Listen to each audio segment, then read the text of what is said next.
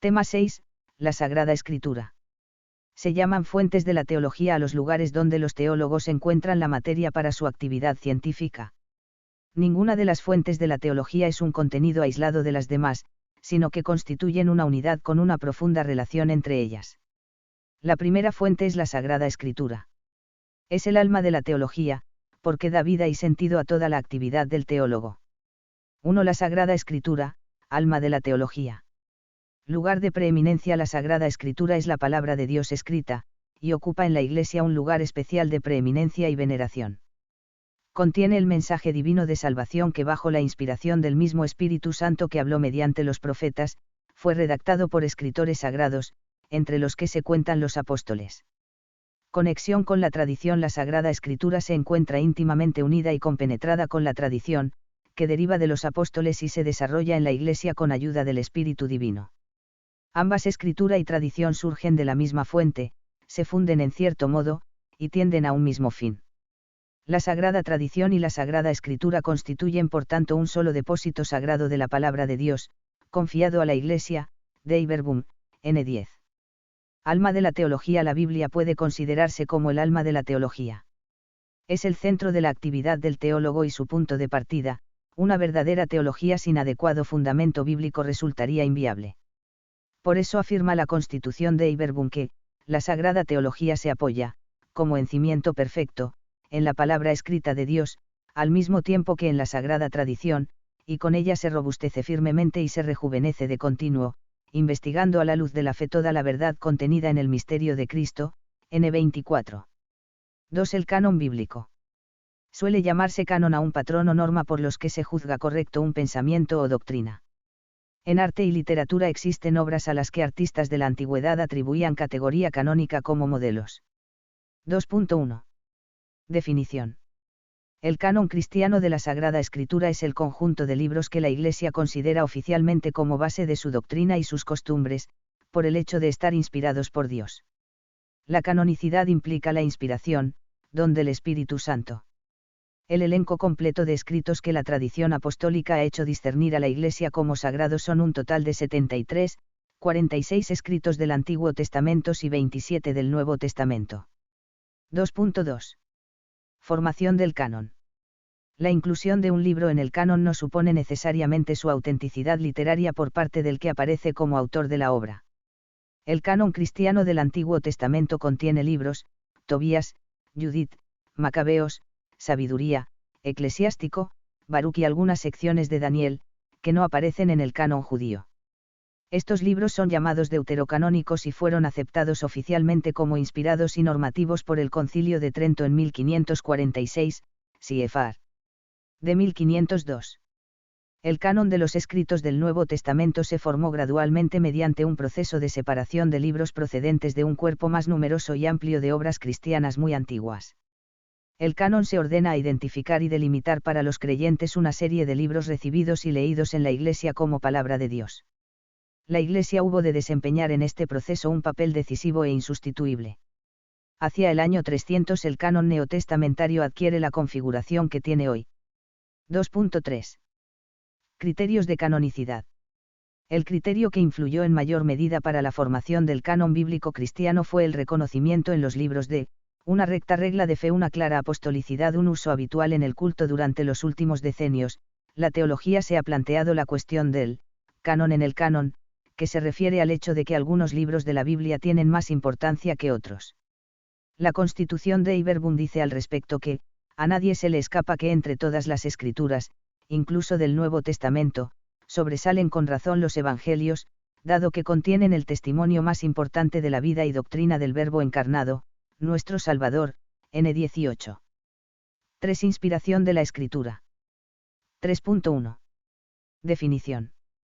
La inspiración de la Sagrada Escritura es un carisma o don del Espíritu Santo, que actúa en los escritores de los libros sagrados, y se refleja en la veracidad. El misterio de la inspiración radica por tanto en la presencia y en la acción del Espíritu Divino, que llena la historia de la revelación judeo-cristiana, y es el factor de inspiración bíblica propiamente dicha. El Concilio Vaticano II enseña, las verdades reveladas por Dios, que se contienen y manifiestan en la Sagrada Escritura, se consignaron por inspiración del Espíritu Santo. La Iglesia, según la fe apostólica, tiene por santos y canónicos los libros enteros del Antiguo Testamento y del Nuevo con todas sus partes, porque escritos bajo la inspiración del Espíritu Santo, tienen a Dios como autor y como tales se le han entregado a la misma Iglesia. Dei Verbum, 11. 3.2. Base escriturística de la inspiración.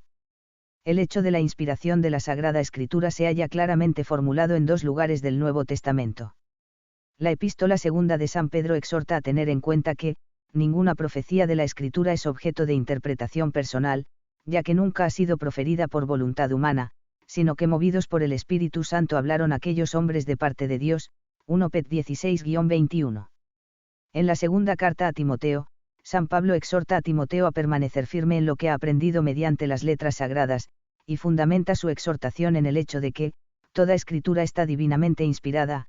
2 Tim 3,17. La Biblia despliega su eficacia en la vida del creyente, porque se halla inspirada por Dios. 3.3. Características de la inspiración. Utiliza el lenguaje humano normal. El tema de la inspiración de la Escritura se plantea por el hecho de que la revelación divina no trae su propio lenguaje y Dios utiliza en ella las formas de la comunicación humana. Tiene garantía de veracidad. La doctrina y vidas salvadoras que Dios desea transmitir exigen por coherencia una garantía de veracidad en los escritos que de hecho las transmiten. Los escritores son verdaderos autores. Que los escritores de los libros sagrados hayan sido inspirados por Dios con el fin de asegurar la verdad y santidad de lo que han escrito no significa que fueran meros autómatas movidos artificialmente por la fuerza divina, o que escribieran, por así decirlo, al dictado del Espíritu Santo. Los hagiógrafos eran hombres normales y verdaderos autores de las obras inspiradas, en cuya composición usaron sus propias facultades y medios. El Concilio Vaticano II insiste en que el escritor no es un simple ejecutor pasivo en las manos divinas, sino un hombre elegido que escribe como verdadero autor del texto.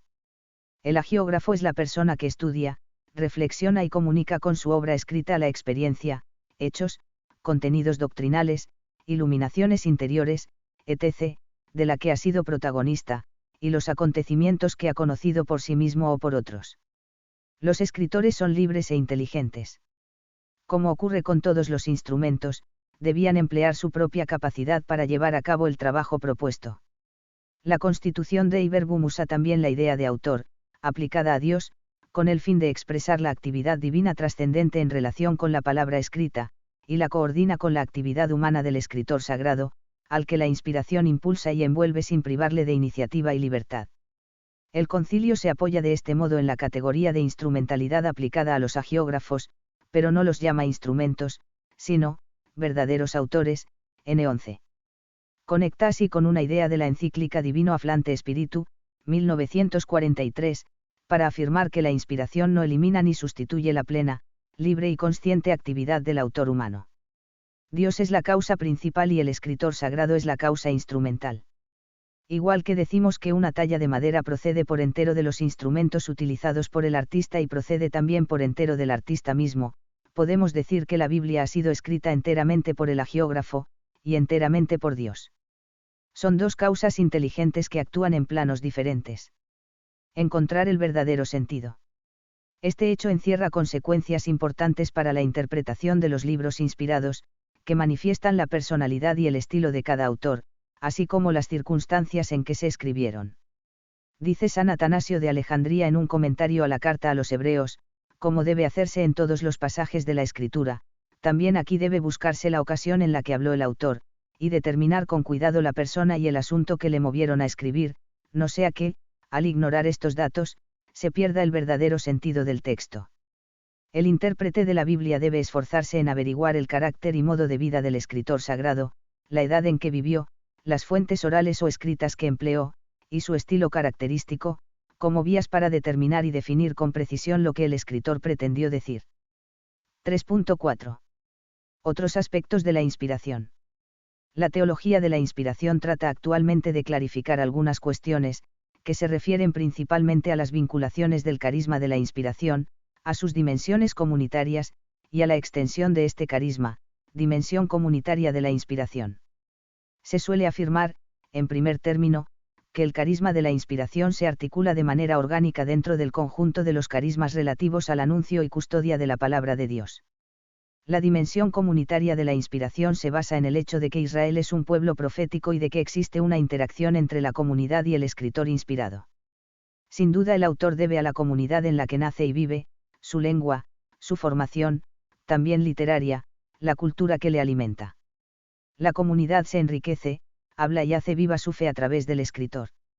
La extensión de la inspiración. Se plantea cuando son diversos los escritores que han intervenido en la redacción de un libro sagrado.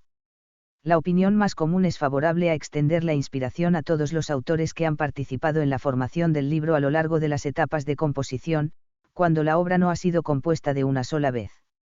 En último término, la inspiración de la Sagrada Escritura debe comprenderse dentro de la realidad más amplia que es el hecho mismo de la revelación, lo cual supone la centralidad de Cristo. Él es el verdadero libro inspirado para comunicar la salvación. Toda la Escritura se resume en un solo libro, y este libro es Cristo. 4. La exégesis. La interpretación o exégesis de la Sagrada Escritura es una tarea ineludible, que se confía especialmente a los teólogos y exégetas, y que interesa muy directamente a toda la Iglesia. Esta interpretación está presente de diversos modos en la explicación científica de la doctrina cristiana, en la predicación homilética, en la catequesis, en la devoción de los fieles, etc.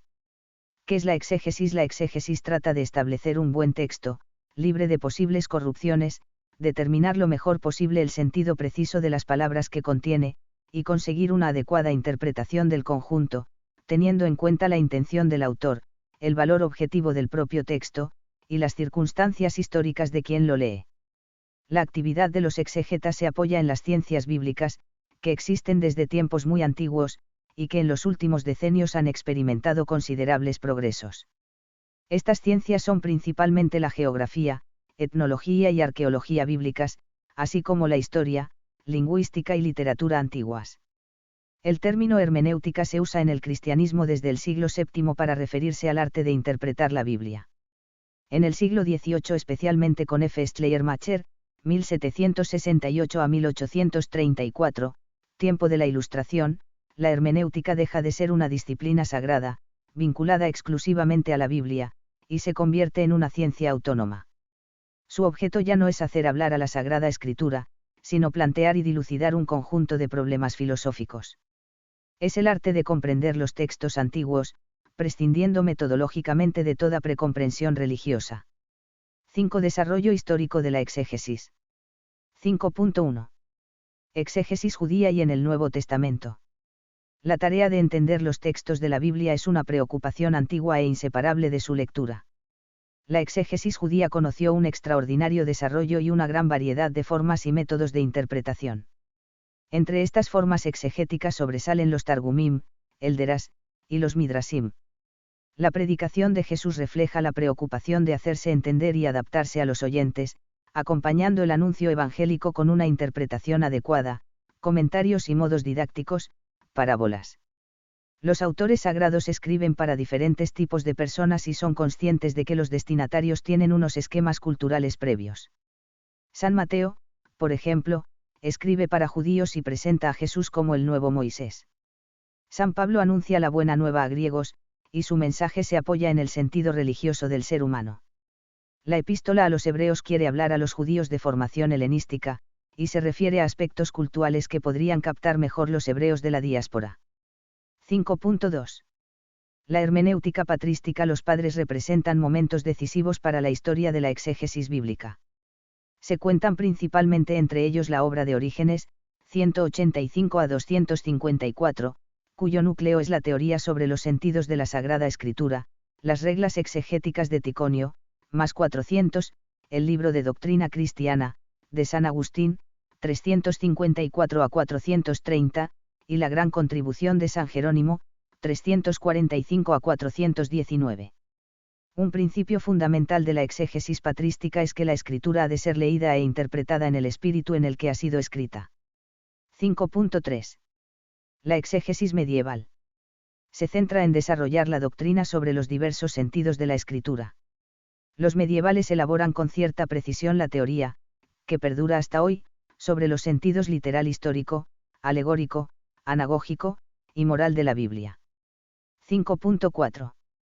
Renacimiento. La exégesis en el Renacimiento tiende a hacerse más individualista. La Reforma introduce lo que puede llamarse aporía hermenéutica, que supone una tensión, a veces inconciliable, entre el factor subjetivo de la comprensión del texto sagrado y el aspecto objetivo. En principio, no se acepta mediación alguna, magisterial y tradicional, para interpretar la Sagrada Escritura, sola escritura. 5.5. A partir de la Ilustración. La teoría hermenéutica universal propuesta por F. Schleiermacher, 1768 a 1834, no apunta principal o directamente a entender el texto sino a comprender el yo del autor. No se ocupa de lo que el autor dijo, sino del autor mismo. También R. Bultmann, 1884 a 1976, ha desarrollado, hace pocos decenios, una exégesis que busca el sentido original. Plantea así una hermenéutica existencial y desmitologizadora, que declara mitológico todo lo que en la Biblia no se pueda interpretar como referido a la existencia humana. H. Gadamer proclama, como premisa hermenéutica, la distancia entre el autor del texto y el lector de cada época. Esta distancia es un fenómeno positivo que permite enriquecer el sentido del texto, y encontrarle a este nuevas resonancias. Aunque Gadamer tiende a exagerar el papel del lector del texto, y excluye también una verdad radicada en certezas fundadas y razonables, sus principios hermenéuticos han devuelto importancia a la tradición. 6 tareas y principios de una correcta hermenéutica bíblica. La hermenéutica bíblica se ocupa, como hemos visto, de la tarea de llevar el sentido de los hechos y verdades cristianos a otro horizonte de comprensión. Ninguno de los polos puede eliminarse, ni el texto ni la existencia histórica concreta. Los eliminarían una interpretación abstracta y atemporal del contenido del texto, y una exégesis puramente existencial. La hermenéutica, por tanto, ha de desarrollar varias tareas.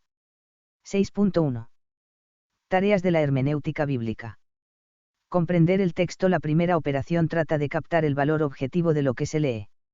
Lo cual exige entender el asunto del texto, las palabras que contiene, y la intención del autor.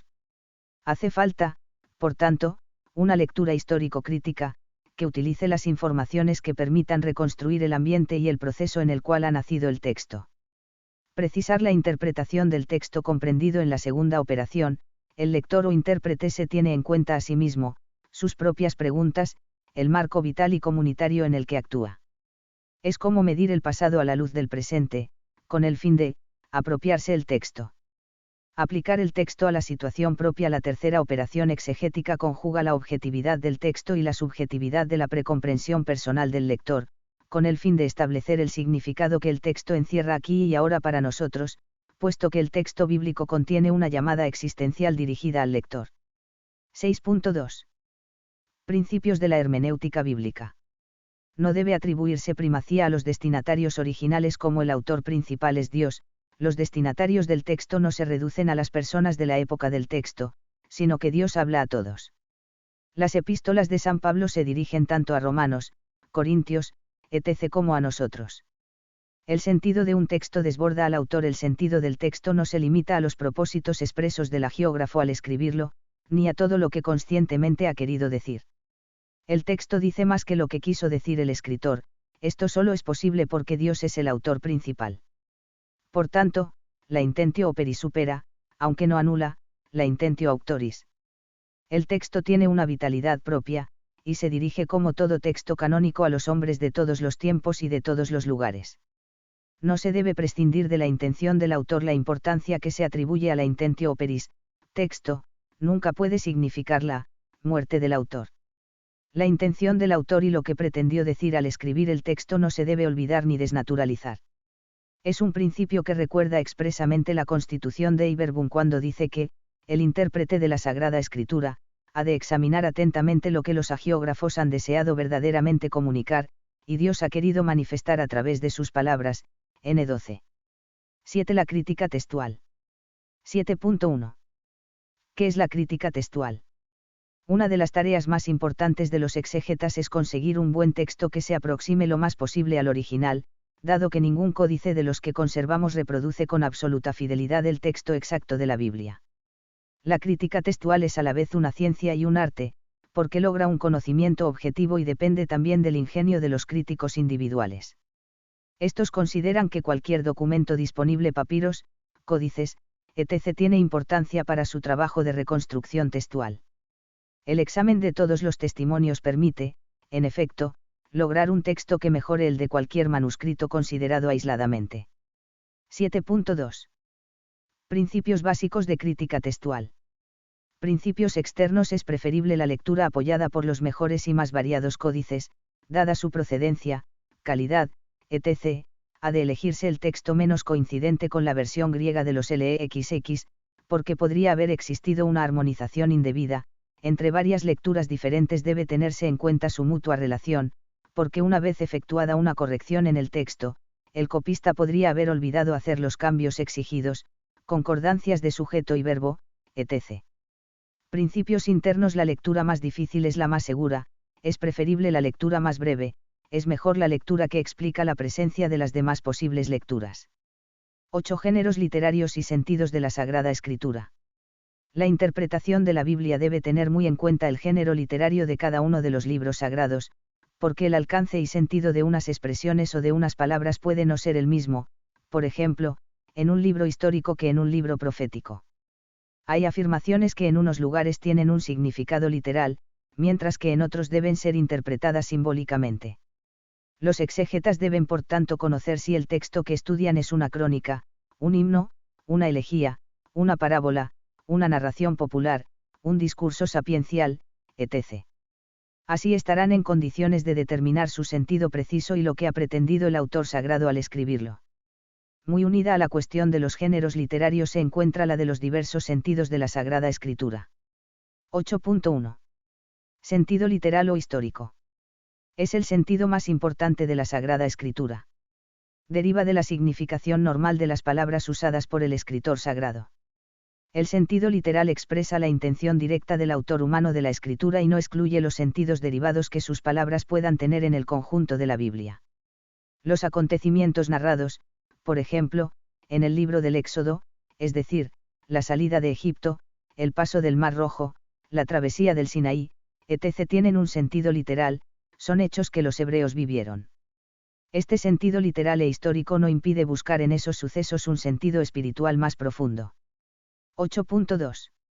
Sentido pleno. En este sentido de la Sagrada Escritura está presente la idea de que el Nuevo Testamento significa la plenitud del Antiguo y de que este hecho se manifiesta en acciones, personas y palabras determinadas. Se trata de un sentido más profundo que el literal, pero no buscado deliberadamente por el autor sagrado. Es una significación que solo se descubre cuando las palabras de la Escritura son estudiadas a la luz de la revelación posterior y de un mejor entendimiento de toda la Biblia en su conjunto. El sentido pleno se podría considerar, en definitiva, como otro modo de designar el sentido espiritual de un texto bíblico, cuando el sentido espiritual se distingue claramente del literal. El frecuente uso teológico de Gen 3,15, enemistad pondré entre ti y la mujer, y entre tu linaje y el suyo, y él te pisará la cabeza, en relación con la participación de María en la victoria de Jesús sobre el mal, es un ejemplo de reconocer un sentido pleno en el texto. Es una interpretación que supera el alcance literal. 8.3. Sentido típico. Se percibe a veces que en la Biblia las personas, cosas o acontecimientos que aparecen literalmente en el texto sugieren, junto a la significación propia, una significación figurada o típica. La palabra tipo significa aquí figura, imagen o anticipación de una realidad futura, persona, objeto, lugar, institución. La idea central es que el Antiguo Testamento se cumple en Jesús. Las profecías y figuras antiguas se cumplen en los diversos acontecimientos de la vida de Jesús de Nazaret. Así, por ejemplo, el Cordero Pascual del Antiguo Testamento es tipo de alguien que vendría después, es decir, Jesús, que es el verdadero Cordero de Dios. El paso del Mar Rojo significa la manifestación por excelencia del deseo y fuerza salvadores de Dios. Gracias a este suceso, el pueblo judío consiguió la libertad, y de manera semejante se salva el cristiano en el bautismo. Las aguas del Mar Rojo adquieren así un valor típico, y representan las aguas del bautismo sacramental, que producen la salvación del hombre. 9. Los métodos histórico-críticos. Los exégetas vienen usando desde hace tiempo diversos modos interpretativos que se suelen denominar histórico-críticos. Entre estos métodos podemos destacar los siguientes. 9.1. La crítica de las fuentes se desarrolló a lo largo del siglo XIX. Se trataba de buscar las fuentes, documentales, para la elaboración de las formas definitivas de los textos bíblicos. Entre sus aportaciones principales a la ciencia bíblica figura la demostración de la prioridad cronológica del Evangelio de San Marcos, la identificación de una fuente de dichos de Jesús, y la utilización de esta fuente en la redacción de los Evangelios según San Mateo y según San Lucas. 9.2. La historia de las formas. Data de los primeros decenios del siglo XX. Responde a la siguiente cuestión: ¿es posible llegar, más allá de los documentos escritos, al periodo que media entre los hechos narrados y su primera redacción, cuando la tradición de las palabras y obras de Jesús circulaba en arameo? Este método trata, por tanto, de investigar y analizar el origen y la historia preliteraria de la tradición oral que sirve de base a los evangelios. Su premisa más importante es que los evangelios se componen de unidades menores que circularon separadamente en las comunidades cristianas antes de que aquellos fueran redactados. La historia de las formas ha detectado en el Nuevo Testamento himnos, formas litúrgicas y profesiones de fe, cuyo origen está en el culto practicado por las primeras comunidades de discípulos. Ha podido determinar también en numerosas ocasiones cuáles fueron los motivos y situaciones que llevaron a la redacción y difusión de determinados episodios de la vida del Señor. 9.3. La historia de la redacción.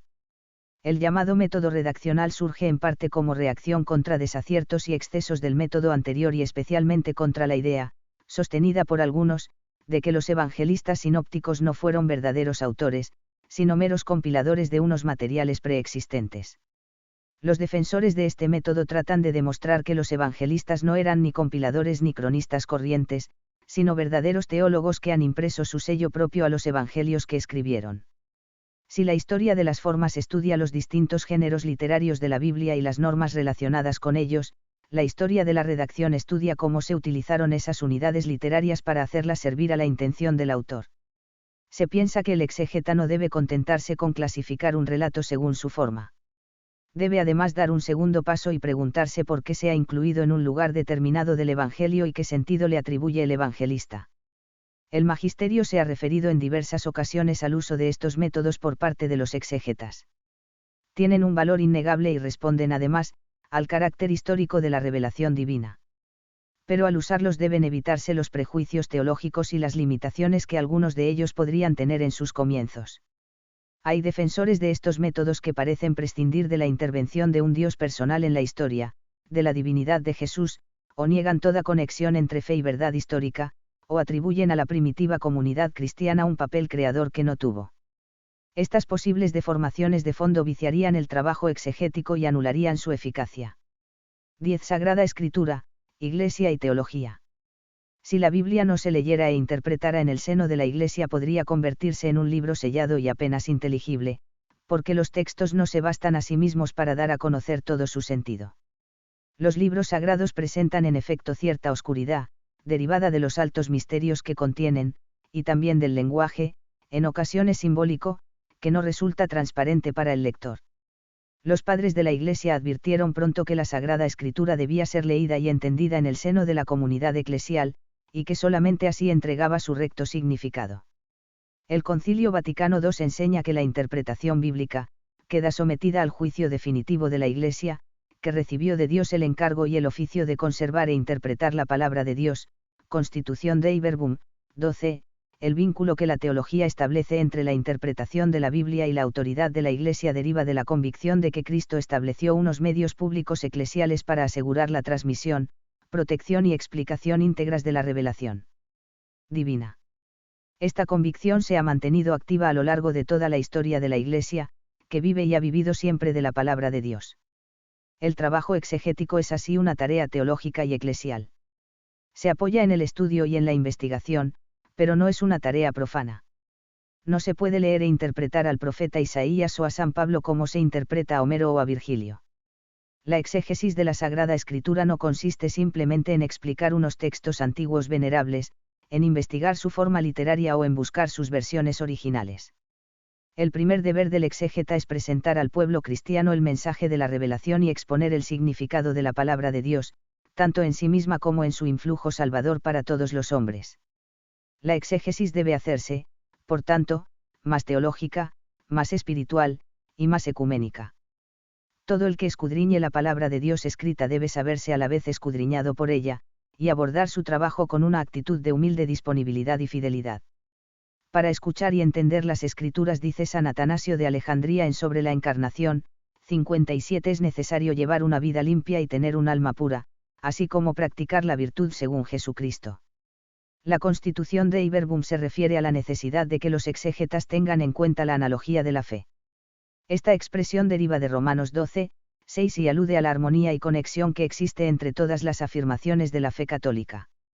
El exégeta ha de ser por tanto un teólogo, que ponga de relieve el sentido teológico de los textos bíblicos y muestre su relación con todo lo que explican en nombre de la Iglesia los profesores de dogma y de moral.